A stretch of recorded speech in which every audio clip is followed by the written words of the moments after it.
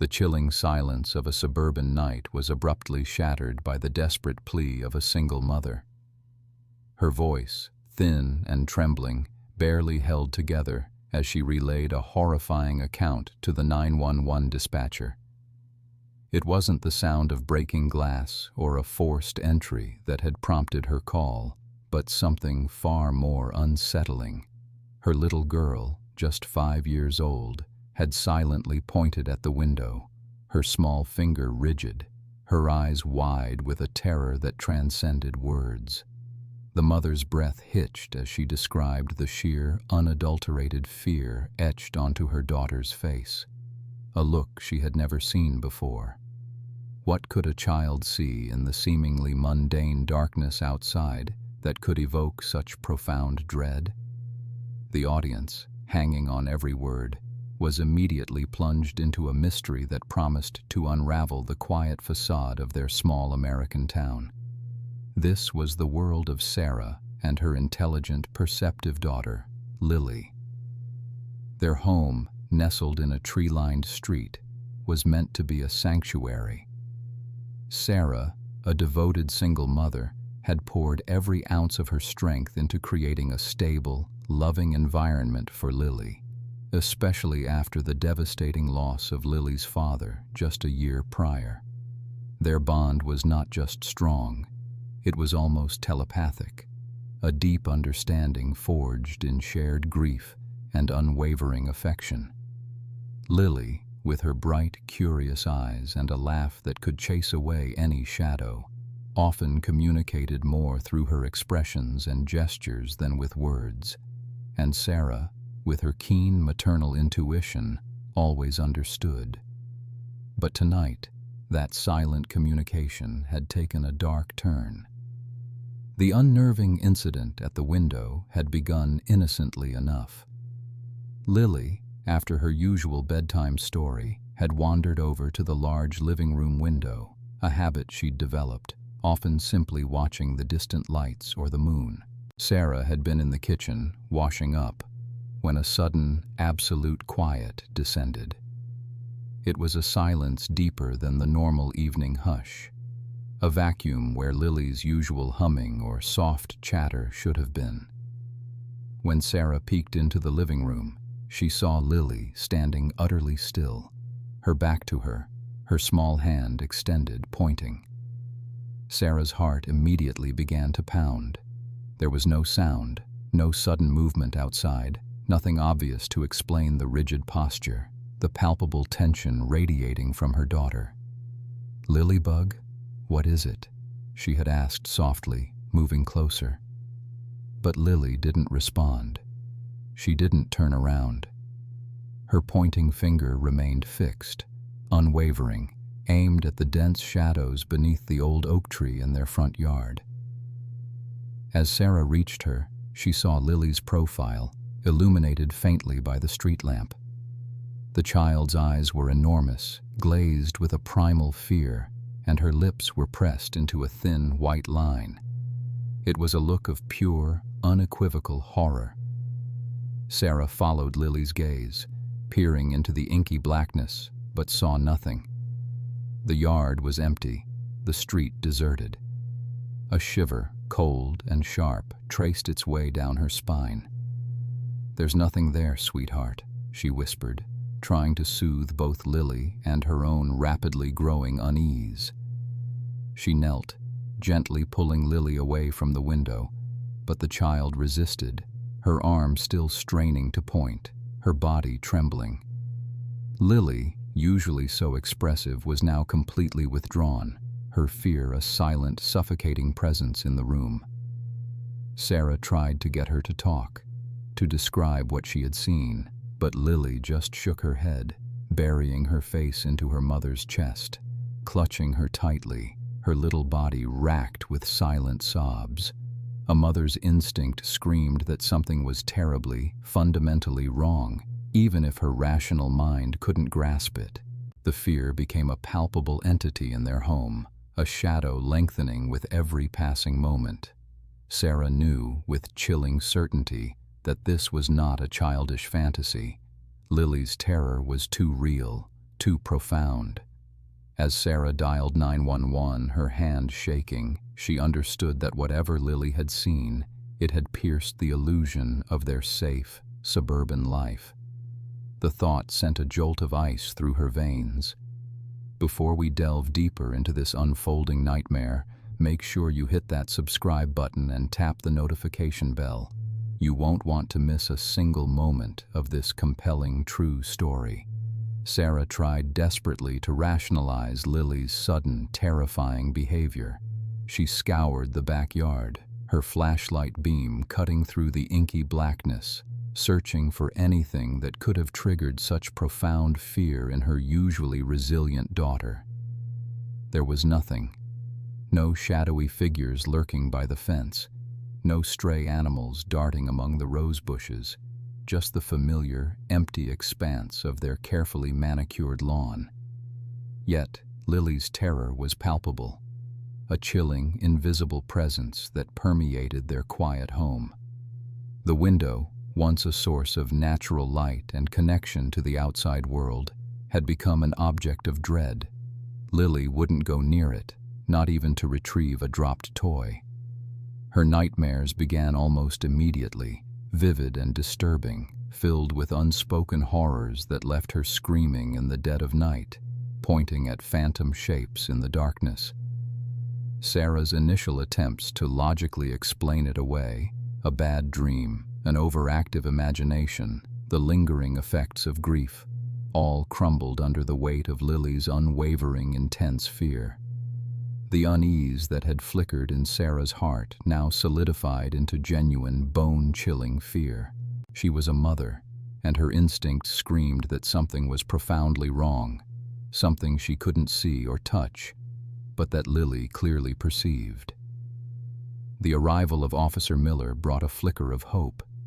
He was a familiar face in their small town, known for his calm demeanor and the quiet authority he carried. Beside him, tethered to his side, was Ace, a magnificent German shepherd whose intelligent eyes seemed to miss nothing. Ace was a legendary K9, renowned for his exceptional scent work and an almost uncanny ability to detect things others overlooked. Officer Miller listened patiently to Sarah's trembling account, his gaze occasionally drifting to Lily, who clung to her mother's leg, her tiny face buried in Sarah's jeans. He spoke softly, reassuringly, explaining that he and Ace would conduct a thorough perimeter check. Their initial assessment confirmed Sarah's own inspection. The yard was clear, the windows and doors secure. There were no signs of forced entry, no footprints in the soft earth, no disturbed shrubbery. To the untrained eye, it was an entirely peaceful scene. Yet, as Officer Miller walked Ace along the side of the house, something subtly shifted. Ace, usually a model of disciplined focus, began to sniff the air around the window with an intensity that made Miller pause. The dog's ears twitched, his powerful nose working overtime, sweeping back and forth across the glass and the ground directly beneath it. There was no growl, no bark, nothing overtly aggressive, but a distinct restlessness, a heightened awareness that was imperceptible to anyone but his handler. Miller, who trusted Ace implicitly, noted the subtle tension in the dog's posture, the way his tail gave a low, almost imperceptible wag, not of happiness, but of intense focus. He knelt, running his gloved hand over the windowsill, then along the ground, his eyes scanning for anything out of place. He found nothing, but Ace's persistent interest in that specific spot was undeniable. Sarah, watching from the doorway, recounted Lily's exact actions, demonstrating how her daughter had pointed with a small, unwavering finger, straight out towards the quiet, unassuming expanse of their backyard. That precise direction, combined with Ace's unusual quiet agitation, suddenly felt like a very crucial detail, elevating the incident from a child's nightmare to something far more perplexing and unsettling. Despite the thorough perimeter check and the initial lack of concrete findings, Lily's behavior persisted in its disturbing pattern. She continued to point, often silently, sometimes with a soft whimper, at the same precise spot outside her bedroom window. Her small finger remained rigid, an unwavering compass needle pointing directly towards the dense, shadowed woods at the edge of their property. Sarah's maternal intuition, a primal, visceral scream in her gut, warned her that danger lurked, an unseen menace that had imprinted itself on her daughter's young mind. This persistent fear, completely incongruous with the seemingly tranquil suburban setting, pushed Sarah to adamantly insist on a more comprehensive investigation. She found herself articulating her fears with a conviction she hadn't known she possessed, even as she detected the subtle, polite skepticism in some of the officers' glances, a gentle, unspoken suggestion that perhaps a child's imagination, fueled by recent grief, might be at play. But Sarah knew Lily. She knew the difference between a nightmare and a stark, terrifying reality. It wasn't just Lily's unwavering conviction that lent weight to Sarah's pleas. Ace, Officer Miller's K-9 partner, an animal whose instincts were honed to an almost supernatural degree, began to exhibit increasingly unusual behavior whenever he was brought near that specific window. On their second visit, as Officer Miller and Sarah discussed the lingering unease, Ace, who had been placidly resting by Miller's side, suddenly became rigid. His ears swiveled, his powerful nose twitching, drawing in scents imperceptible to human senses. A low, almost imperceptible growl rumbled in his chest, a deep vibration that spoke of warning rather than aggression. His focused stare, usually directed at Miller for commands, now locked onto the very spot Lily had been pointing at, his body language communicating a subtle but undeniable agitation. He paced restlessly, nose to the ground, then back to the window, a silent argument with invisible forces. This was not the calm, professional K-9 Ace usually was. This unexpected development, a corroboration from an animal known for its truthfulness, lent an undeniable, chilling credibility to Lily's silent claims. Officer Miller, initially skeptical, had arrived at the house fully prepared to offer reassurance and perhaps suggest some community resources for grieving families. He had seen countless cases where child trauma manifested in strange ways. But Ace's reaction was a game changer. Miller had worked with Ace for years, trusting the animal's instincts implicitly, almost as much as his own. Ace didn't give false positives, nor did he act out of mere curiosity. The subtle shift in his partner's demeanor, the deepening focus directed at that specific patch of woods, was a signal Miller couldn't ignore. He observed Lily again, her small frame still burdened by an invisible weight, her eyes still holding that unspeakable fear. He looked from Lily to Ace, then out of the window at the innocent-looking, yet now sinister, tree line. A cold certainty settled in his stomach. There was indeed more to this story than met the eye, far beyond what any logical explanation had offered so far. He turned to Sarah, her face etched with exhaustion but alight with a fierce maternal protectiveness. "Mrs. Davies," he said, his voice firm, shedding any lingering doubt, "I promise you, we will get to the bottom of this. Even if it means tearing apart every inch of those woods, we will find out what Lily saw." His commitment was now unwavering, driven by a deep respect for his K-9 partner's intuition and the palpable terror in a little girl's eyes. He knew, with a certainty that chilled him to the bone, that unconventional methods might be required to uncover the truth hidden in the shadows. Officer Miller's commitment was not merely a promise. It was a personal vow, fueled by the unwavering trust he placed in Ace's unparalleled instincts and the raw, undeniable fear emanating from Lily. The following morning, true to his word, he brought in additional resources. The small town's police department, while efficient, was limited, so he leveraged his network, securing a specialized K9 unit from a neighboring county. This unit consisted of 2 handlers and their highly trained German shepherds, dogs known for their exceptional capabilities in tracking and scent detection. Their objective was clear: cover a wider area, focusing specifically on the direction Lily had pointed and, crucially, the precise spots where Ace had shown such intense interest near the window and at the edge of the woods. The search expanded beyond the immediate property, pushing deeper into the dense woodland that bordered Sarah's backyard. The initial phase was methodical, a grid search pattern meticulously executed by the K9 teams, with uniformed officers providing support and maintaining communication. Hours turned into a grueling afternoon. The woods, once a peaceful backdrop to Lily's childhood, now seemed foreboding, each rustle of leaves or snap of a twig amplifying the suspense. The search, however, yielded several false alarms, each one a crushing blow to the fragile hope that had begun to blossom in Sarah's heart.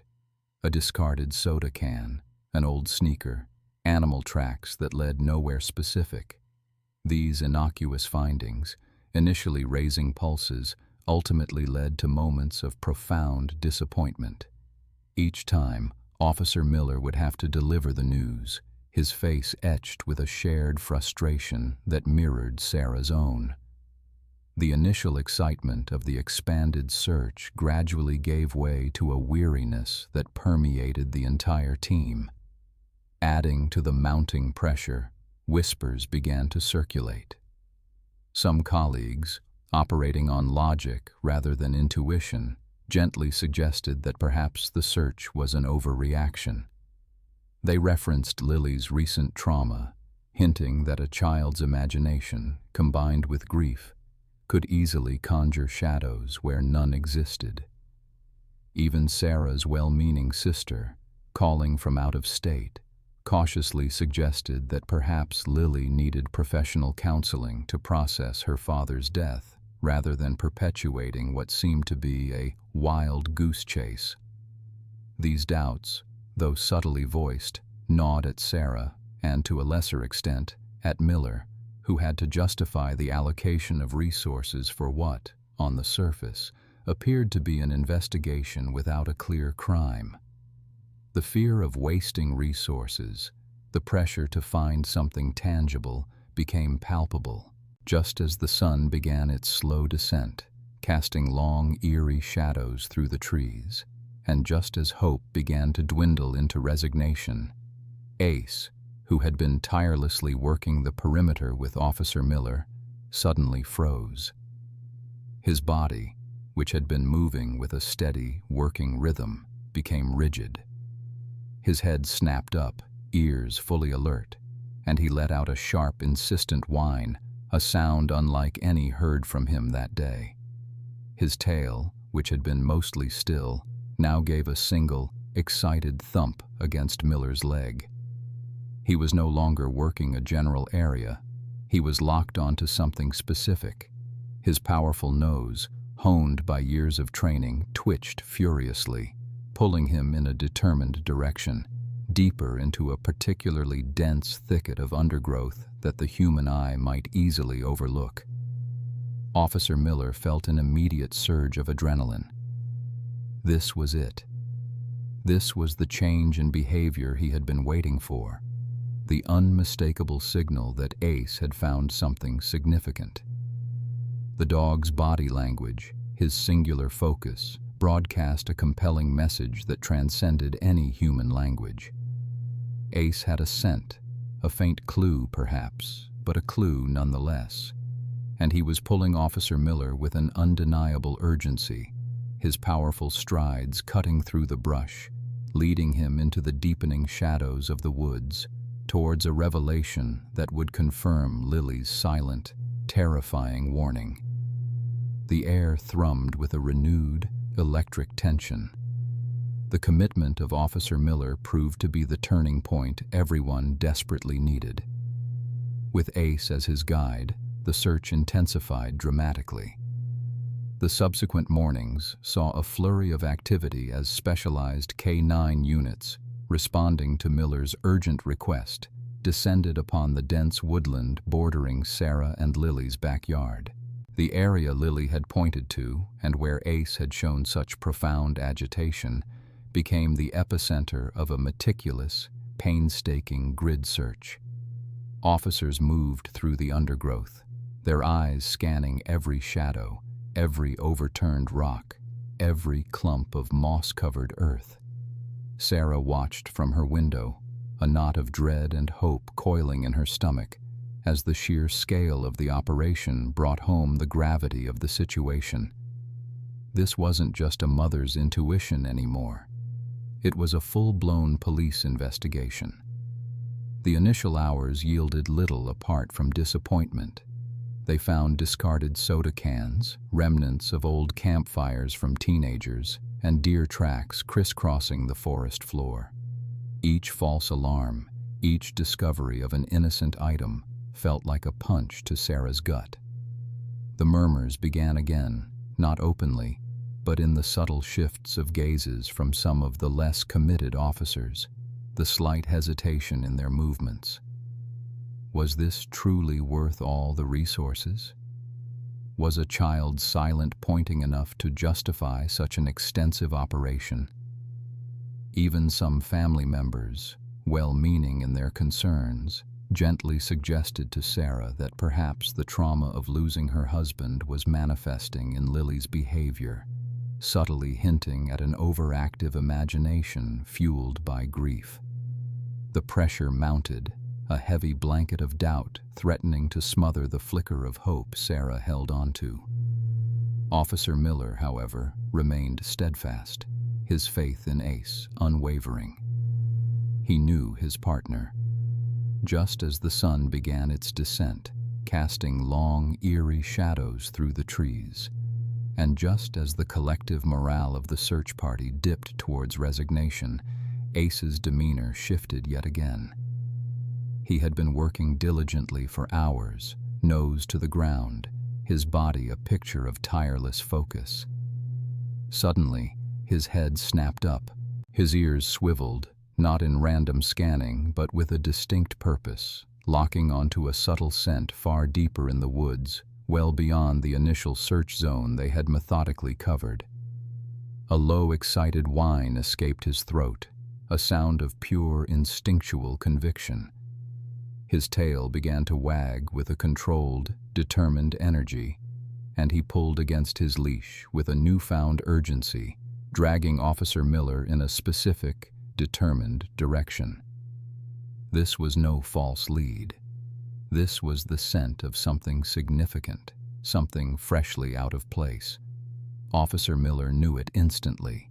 He followed, his heart pounding with a mix of anticipation and dread, signaling his team to converge. Following Ace's relentless pull, deeper and deeper into the increasingly dense foliage, the air grew still, heavy with the scent of damp earth and decaying leaves. Then, through a thick screen of interconnected vines and overgrown bushes, Ace stopped abruptly, his body rigid, nose pointed directly ahead. What they discovered sent a chill down Officer Miller's spine, a profound sense of violation. Nestled in a hidden clearing, cleverly concealed from casual observation, was a recently abandoned campsite. The embers in a makeshift fire pit were still faintly warm, a wisp of smoke curling upwards in the twilight. Discarded food wrappers lay strewn around, along with an empty water bottle, all indicating very recent occupancy. This was no innocent hiker's bivouac. It reeked of something far more sinister. There was an unnerving quiet about the place, a palpable sense of intrusion. Miller's gaze swept across the clearing, taking in the crude lean-to, the flattened patch of ground where someone had clearly slept. And then he saw them. Among the discarded items, partially buried under a pile of leaves, were disturbing personal effects. A crude, hand-drawn map of the neighborhood, meticulously detailed, lay exposed. And chillingly, Sarah and Lily's house was circled in bold red ink, with an arrow pointing directly to Lily's bedroom window. Beside the map, almost casually tossed, was a small, worn photo album. Inside, a collection of pictures, all of Lily, taken from a distance, some through the very window she had pointed at. The chilling realization hit Officer Miller with the force of a physical blow. They were being watched, and the target was unequivocally Lily. A cold dread settled in his gut, replacing the earlier sense of triumph. This was very real. This was terrifying. News of the discovery reached Sarah through Officer Miller's solemn yet relieved phone call. A wave of conflicting emotions washed over her. Fear, cold and profound, gripped her heart, imagining the unseen eyes that had stalked her daughter. But beneath the terror, an overwhelming sense of validation surged through her. Lily's silent warnings, her desperate pointing, her persistent fear. It was all real.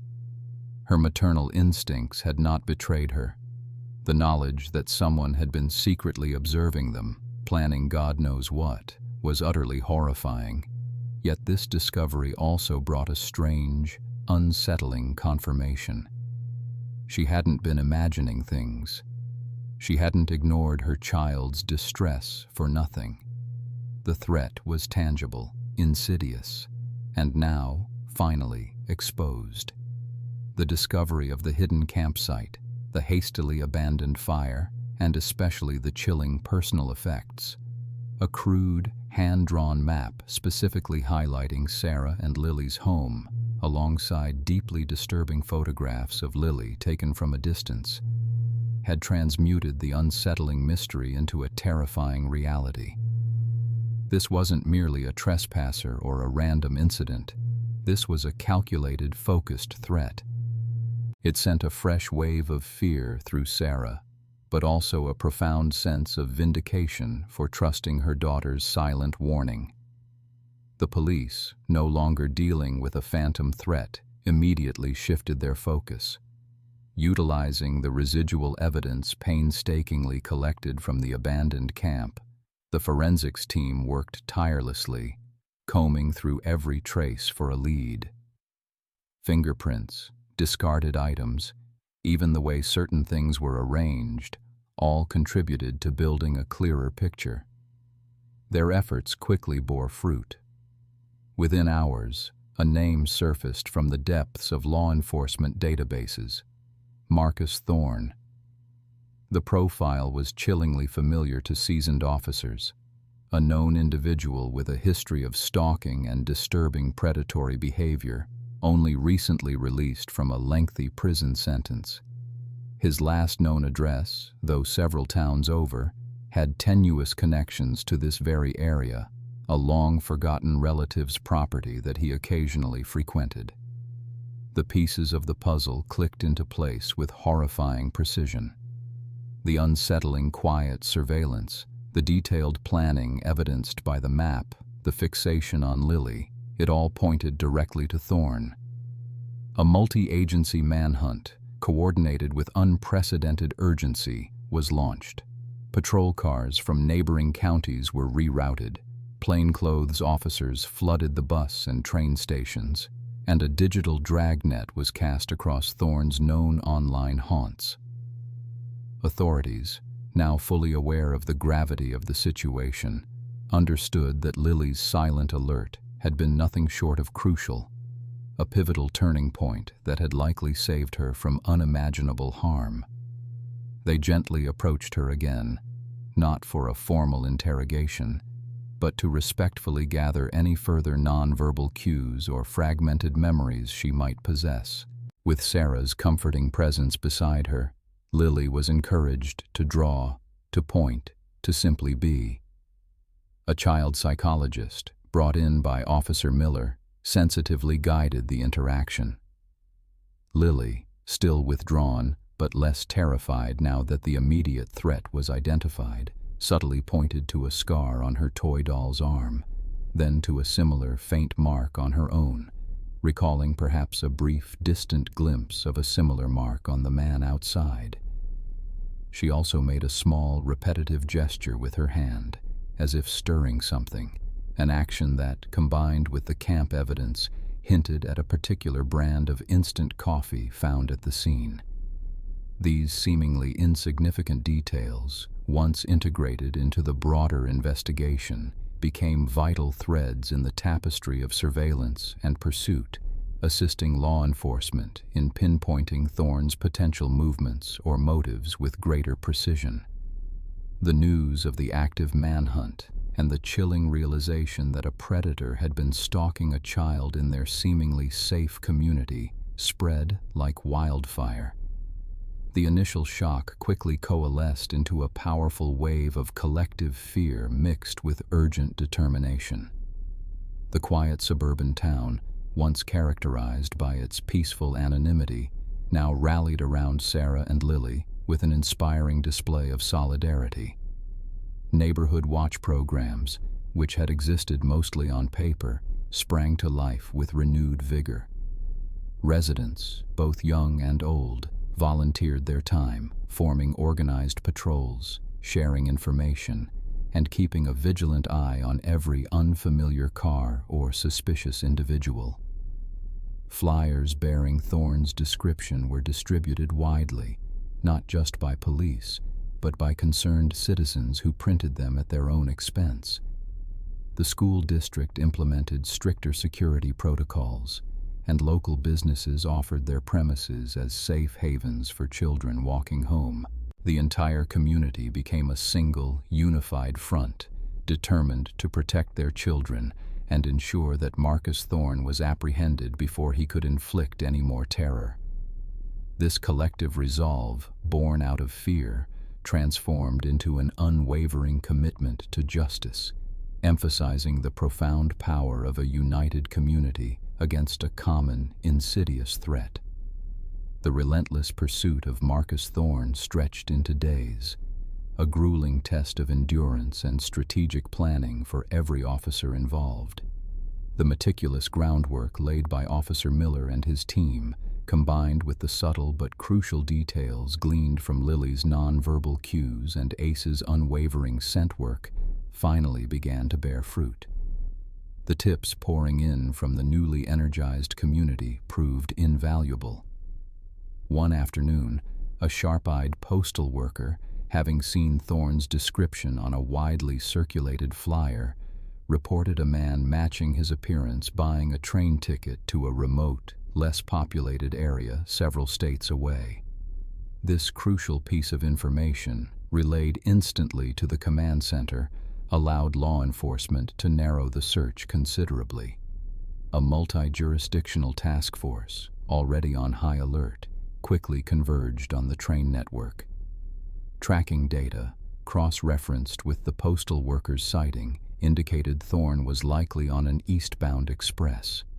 Officers boarded the train at the next major stop, moving discreetly through the compartments. The tension was palpable, each moment a calculated risk. Thorne was finally located in a rear car, trying to blend in amongst a small group of unsuspecting passengers. The apprehension, a model of coordinated police work, was swift and decisive. He was cornered before he had any chance to react, the element of surprise entirely on the side of law enforcement.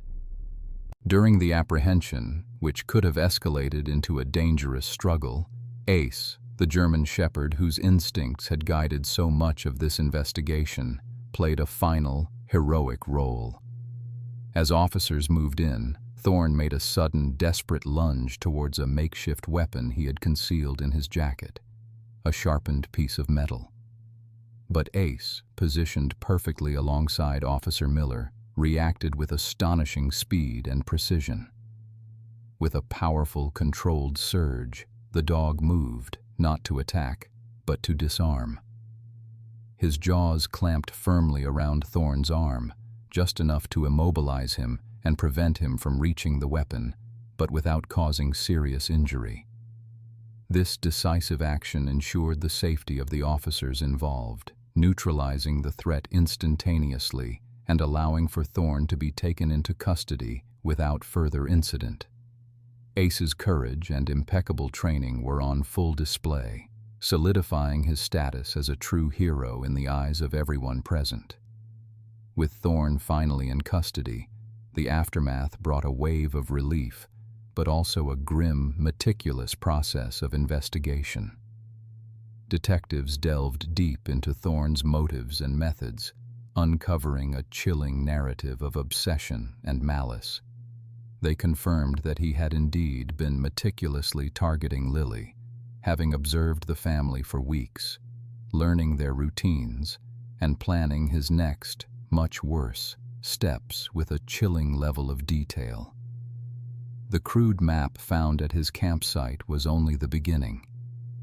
His digital footprint revealed a disturbing pattern of stalking other families with young children in different states before settling on Sarah and Lily.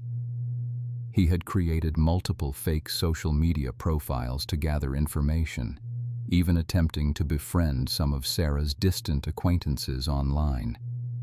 The danger, in retrospect, was far graver, far more insidious than anyone had initially imagined. Lily's silent pointing, Ace's subtle agitation, these seemingly small observations had, in truth, averted a catastrophe, preventing a predator from claiming his next victim. The full scope of Thorne's depravity and the meticulous planning that went into his dark intentions became horrifyingly clear during the police interviews. The police worked tirelessly to process all the evidence, building an ironclad case against a man who had planned to shatter a family. After a tense, days-long pursuit that gripped the entire community, Marcus Thorne was finally cornered. The combined efforts of law enforcement, bolstered by the invaluable tips gathered from Lily's subtle cues and the community's vigilant eyes, proved overwhelming. A sharp-eyed gas station attendant, recognizing Thorne from the widely distributed flyers and recalling his peculiar purchase of energy drinks and instant coffee, made the crucial call.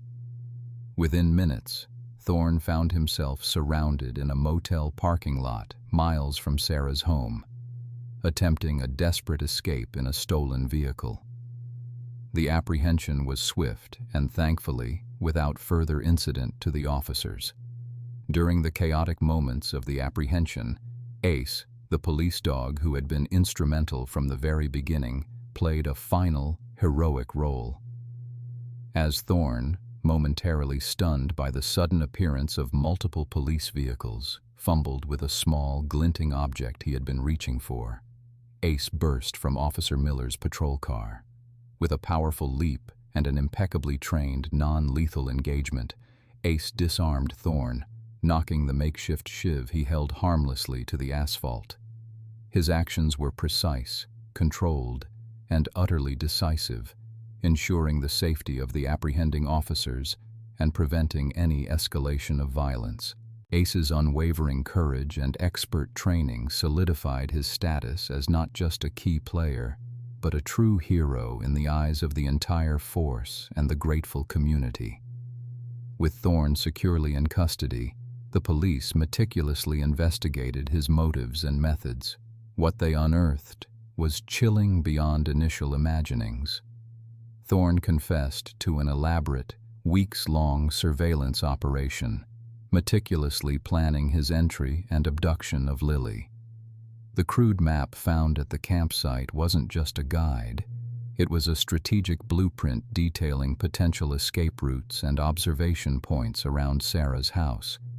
He harbored a disturbing obsession, fueled by a delusion that he was rescuing Lily from a life he deemed inadequate. The danger, in retrospect, had been far graver, the threat far more insidious than anyone had initially anticipated. The sheer audacity of his plan and the calculating patience with which he executed it sent shivers down the spines of hardened investigators. With the profound threat of Marcus Thorne neutralized and him formally charged with abduction attempts and stalking, Sarah and Lily slowly began the arduous process of healing. Therapy became a safe space for Lily, allowing her to articulate the wordless terrors she had experienced. Gradually, her nightmares receded, replaced by tentative steps towards regaining her bubbly, inquisitive personality. Sarah, too, found strength in the overwhelming outpouring of community support. The experience, though terrifying and scarring, forged an unbreakable bond between mother and daughter, instilling in them a deeper understanding of resilience and the incredible power of their mutual love and trust. Sarah, transformed by the ordeal, dedicated herself to advocating for child safety, sharing their story to empower other parents to trust their instincts. Ace, the extraordinary German Shepherd, received a commendation for his exemplary service, a well-deserved recognition for his crucial role in protecting Lily. His story became a powerful example of how animal perception and specialized training can be indispensable in law enforcement, often identifying threats that human senses miss. He continued his patrols with Officer Miller, a quiet, vigilant guardian, a testament to the silent heroes who protect our communities every day. This harrowing journey underscored the profound importance of trusting a child's instincts, no matter how subtly expressed. It highlighted the dedication of law enforcement and the invaluable contribution of their K-9 partners, and perhaps most importantly, it showed the strength of a community united against darkness. Remember to always listen, to always protect, and to never underestimate the silent warnings of those we love. If this story resonated with you, please like, comment, and share it with others. Be sure to subscribe and hit that notification bell so you don't miss out on more compelling true crime narratives and stories of courage right here on our channel.